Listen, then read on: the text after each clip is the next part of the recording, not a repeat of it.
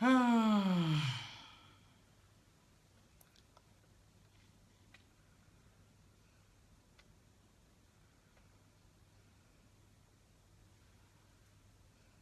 Ok, je vois que ça remonte. Ok. Marthe, Karine, Chrissy, voilà. Repartager, on est là, on va finir ça. On va finir ça, on va finir ça aujourd'hui. Parce que je peux sentir, c'est pas la frustration du Seigneur, ni la colère, mais il faut que ça s'arrête, il faut que ça cesse, d'accord? Ciao bello, ciao bella, je sais pas si on dit bello ou bella, d'accord? Partagez, on va terminer. Bonjour Mireille, encore. Mireille, partage la vidéo. Partagez, partagez, partagez. Hello, hello, ouais, je vois que ça remonte. Ok. On va continuer donc. La Saint-Valentin approche. La Saint-Valentin approche le 14 février. Vous qui aimez fêter les fêtes des amoureux, là. Moi, je ne fête pas ça, comme je l'ai dit. J'ai pas besoin d'un jour fixé par les gens pour célébrer mon mari, pour célébrer mes amis, pour célébrer l'amour. D'accord? Et j'ai beau fouiller dans ma vie, je n'ai pas vu une telle chose. Mais c'est quand même bizarre. C'est ce jour-là, vous qui fêtez ça, là, où les célibataires sont encore plus blessés, où les couples mariés aussi sont encore blessés. Hein? C'est ce jour-là où il y a les driblages à gauche, où il y a les driblages à droite. Hein? C'est ce jour-là qu'on dit qu'on sait qui est qui.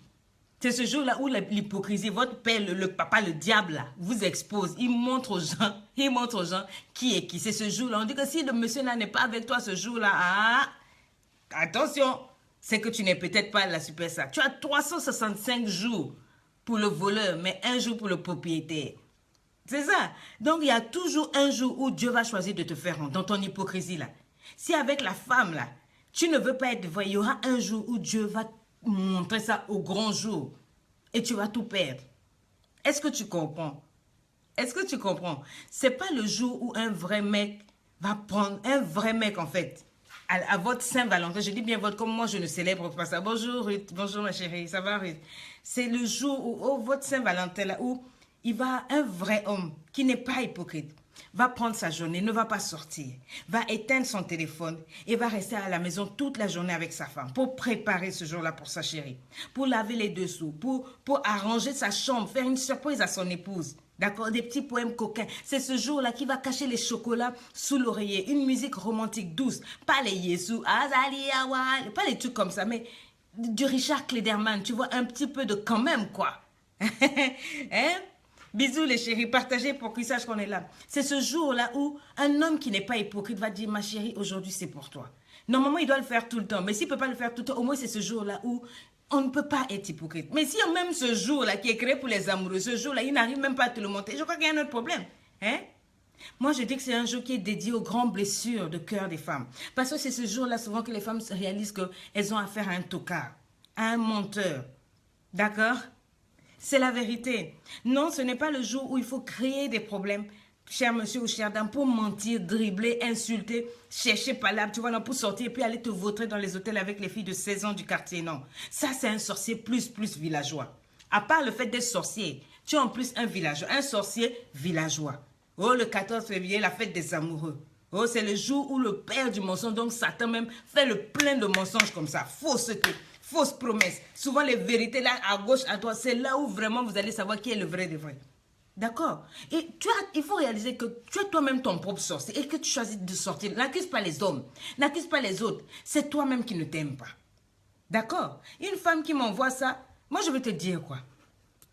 Moi, je vais te dire, tu m'as raconté toute ton histoire. Oh non, 4 mois, 4 mois. Quand vous parlez, vous ne voulez pas écouter. Les tocards, là, la sorcellerie, là, ça n'a aucun effet sur une fille de Dieu. Si tu es bien bâti dans la parole de Dieu, si tu es bien dans ta tête et dans ta peau et que tu sais où tu vas, tu ne te laisseras pas embrouiller. Ni à gauche, ni à droite. On ne peut pas t'ensorceler. Un tchatcheur, une tchatcheuse, parce qu'il y a des femmes aussi, hein. Il y a des femmes aussi, hein. Il y a des femmes aussi, quand elle va t'embrouiller, là. Ah, elle, c'est pas une villageoise, hein. Elle t'embrouille, fara. Elle t'emmène en barrique, elle te tourne à gauche, elle te tourne en droite. C'est pas bon. L'hypocrisie, là, ça tue. L'hypocrisie, là, ça tue. Si on est ensemble, pourquoi tu veux que notre relation reste cachée? Pourquoi est-ce que tu veux qu'on cache l'amour? Depuis quand l'amour doit être caché? Oui. Quand une femme fait une erreur parce qu'elle a brûlé sa sauce là, ou bien qu'elle est malade et qu'elle ne peut pas ouvrir les frontières, elle ferme les ciseaux, tu la dabas jusqu'à ce qu'elle se réveille à l'hôpital. Et les enfants pleurent autour de toi. Tu es un hypocrite, tu es un sorcier. Tu es un sorcier, mon frère. Tu es un sorcier, tu écoutes bien ce que je suis en train de dire. Tu ne veux pas changer, donc tu te caches derrière les raisonnements et derrière les insultes. Tu insultes là pour qu'on embrouille parce qu'en fait ça te touche. Moi je sais, je ne réagis même plus ça. Vous dites, oh non, cette femme-là c'est une djihadiste, c'est une sorcière, c'est une quoi, c'est une séductrice. C'est pas grave. C'est pas grave. Hein? Une femme, non. Dieu reprend, Dieu te parle. Tu inverses les choses. L'hypocrisie, tu n'es pas hypocrite envers les gens, tu es hypocrite envers toi-même. Parce que si tu dis la vérité à toi-même, tu ne peux pas te laisser embrouiller dans des relations qui sont pas cash. Tu ne vas pas perdre ton temps dans des histoires qui ne sont pas claires. L'argent que tu travailles là, mon frère, si tu prenais soin de ta famille, tu ne serais pas un hypocrite. Ce n'est pas le rôle de Dieu de gérer ton foyer. Je suis sérieuse.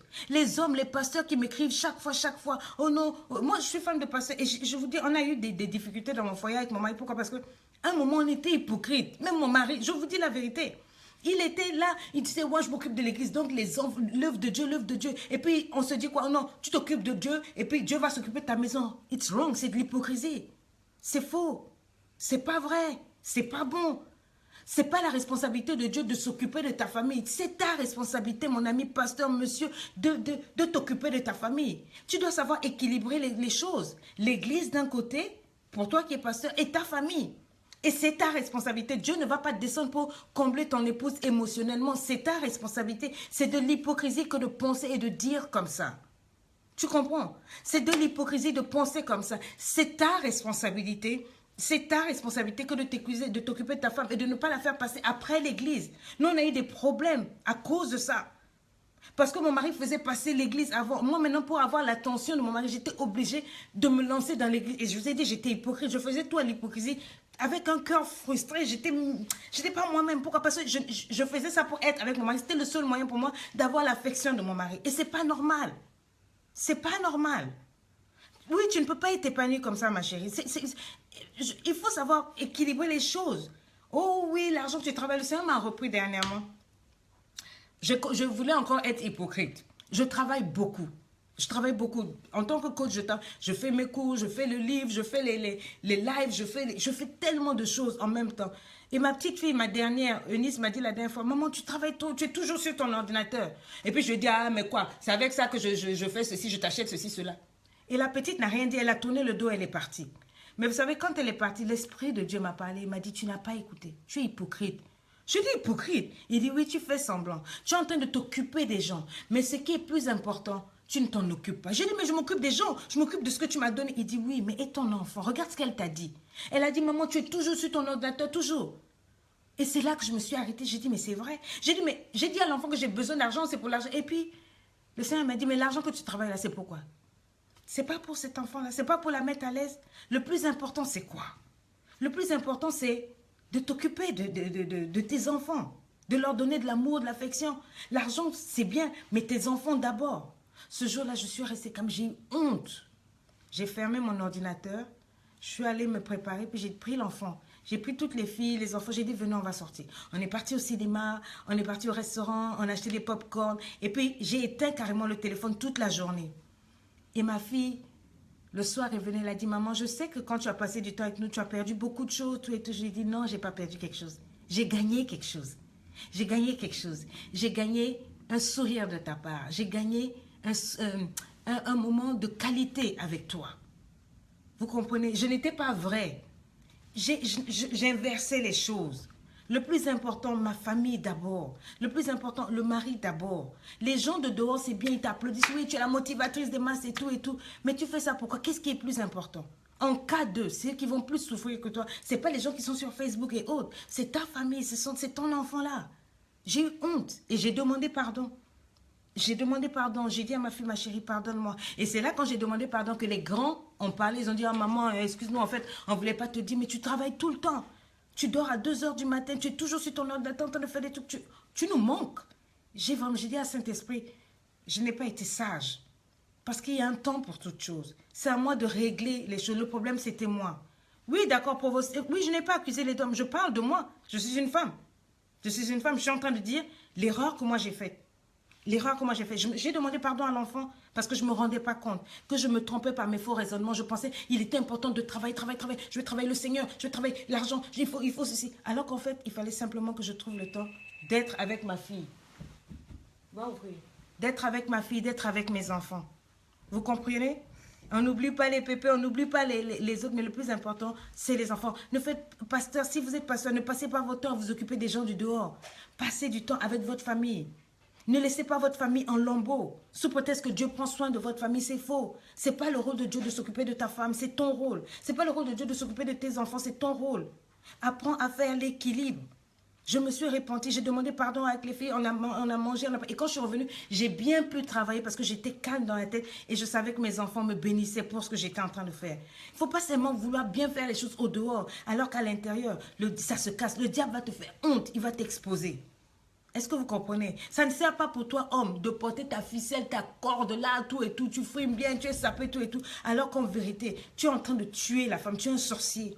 Tu es beau, mais au fond de toi, tu es un sorcier. Tes enfants s'en vont chercher l'attention des amis dehors et ils tombent dans la drogue, dans le banditisme. Tes jeunes filles se font violer parce que tu n'as pas le temps de t'occuper de tes enfants à la maison. Tu veux être responsable à l'église alors que tu es irresponsable dans ton couple. Tu es irresponsable à la maison. Tu n'es même pas capable de t'occuper de tes enfants. Tu confies l'éducation de tes enfants à la maîtresse d'école, à l'école et à l'enseignant alors que ce ne sont pas leurs responsabilités.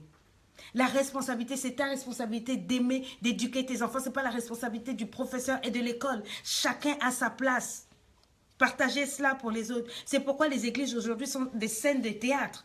Le diable s'amuse, il joue, il rit. La fornication, l'adultère, l'avortement, le mensonge, l'hypocrisie, tout ça sont installés à l'église à cause de ça. Parce qu'on ne connaît plus faire la part des choses. Le but de ce message, c'est quoi? C'est pas seulement que tu m'écoutes ou que tu likes. Mais il ne faut pas que tu te caches derrière des faux raisonnements. Il faut que tu changes. D'accord, je suis une djihadiste, je suis une sorcière, je suis tout ce que tu veux. Mais ta vie, elle est où? Tu peux m'insulter, mais ta vie, elle est où aujourd'hui? Oui, je suis une sorcière, d'accord, c'est pas grave. Et après, qu'est-ce qui change dans ta vie? Est-ce que tu veux que tes enfants aillent chercher l'amour et l'affection dehors? C'est pas parce qu'une famille a accepté ta stupide dot que tu as le droit de détruire cette femme, que tu as le droit d'insulter cette fille, de tuer cette femme. C'est pas parce que cette femme n'a pas fait de longues études et qu'elle t'a soutenu quand tu n'avais rien, qu'aujourd'hui tu es quelqu'un, que tu te comportes en sorcier pour détruire cette femme, la traiter de moins que rien aujourd'hui.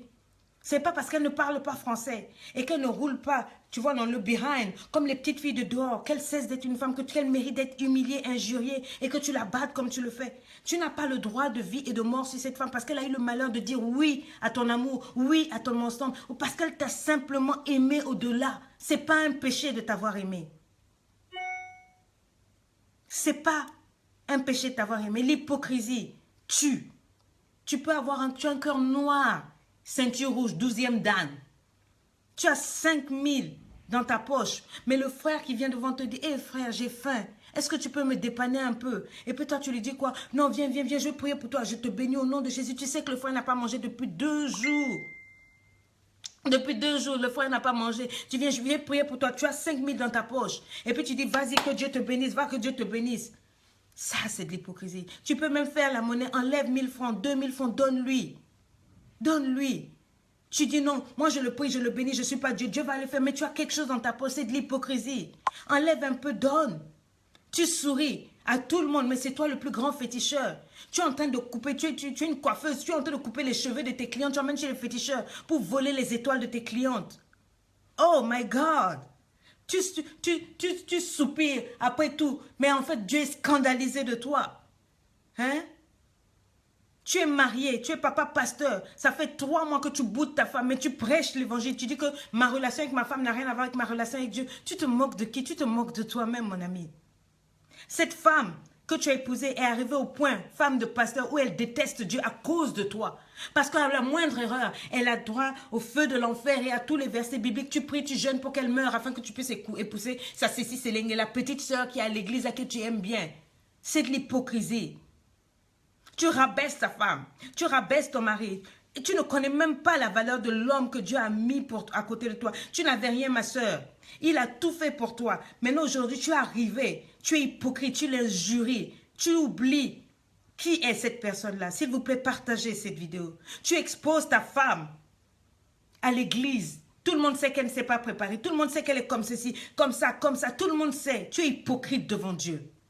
Toi, pasteur, tu es bien habillé. Mais quand on tourne, on regarde ta femme. Elle porte des tapettes déchirées. Tes enfants sont dans des habits troués. Tu es hypocrite. Alors que toi, tu as l'argent. Tu portes les montres. Tu portes les bagues en or. Tu es bien. Oh my God.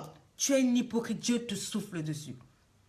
J'ai créé mon dictionnaire. Je parle de sorcellerie amoureuse. Être dans une relation pour détruire quelqu'un. Ou tu sais que tu détruis quelqu'un, tu es un sorcier. Tu lui as fait des enfants, non pas par amour, mais pour limoger la génération de femmes épanouies qui est en elle. Assieds-toi. Je vais finir par ici. Je continuerai vendredi. Je ne parlerai pas de la sorcellerie amoureuse, je parlerai de la sorcellerie dans ta vie, dans la vie autour de toi. Il faut que tu changes. Il faut que tu changes. Même si elle a eu des caprices. Il y a une dame qui m'a écrit parce qu'elle a eu des caprices dans sa jeunesse. Tu l'as quand même épousée. Aujourd'hui, tu lui fais payer les caprices. Oh non, quand je te draguais avant, tu faisais la gueule, tu faisais ceci, tu faisais cela. 20 ans après, tu lui ressors ça. Tu es sérieux. C'est de l'hypocrisie. C'est de l'hypocrisie. Tu ne peux pas exposer ta femme dehors. Seul un maboule, un tocard peut se comporter de la sorte. Oh non, toi, je t'en veux, je t'ai pas épousée vierge. Est-ce que ça se dit? Tu savais qu'elle n'était pas vierge quand tu l'as épousée. Pourquoi tu le lui ressors devant ses enfants, devant sa famille? Quand tu es fâché, tu lui flashes, tu lui balances ça. Tu lui balances ces choses-là. Pourquoi? Pourquoi? Tu l'as prise, tu savais qu'elle n'était pas, qu'elle avait eu un passé. Toi aussi, tu as eu un passé. Pourquoi tu l'exposes? Pourquoi tu la blesses? Pourquoi tu l'humilies? Pourquoi tu ressors sa sexualité devant les enfants? Votre mère, là, je l'ai épousée, elle a fait ça, c'était ceci. Tu es hypocrite, tu ne verras pas la face de Dieu. Mon ami, moi, j'étais une hypocrite. Que Dieu nous aide. Merci de partager cette vidéo. Merci jeunesse, tout je ne sais pas quoi. Pour vos, tu es en train d'insulter. Que Dieu te bénisse. Je n'ai pas le temps à perdre avec toi, tu ne vaux pas la peine. Mais le Dieu du ciel, il voit. Il vous bénisse. Je vous donne rendez-vous vendredi prochain. Nous continuerons sur la sorcellerie de la vie. La sorcellerie amoureuse. Le but, ce n'est pas que vous m'écoutiez seulement, je vous en supplie, changez. Merci de vous abonner à la page YouTube. Merci aussi pour toutes les injures. Ça ne me dérange pas. Dieu est Dieu. Effectivement, vous connaîtrez la vérité vous affranchira. Elle vous affranchira. Soyez affranchis. Que Dieu vous bénisse. I love you guys. Je vous aime. D'accord? Rendez-vous vendredi prochain. On continue. Bye bye.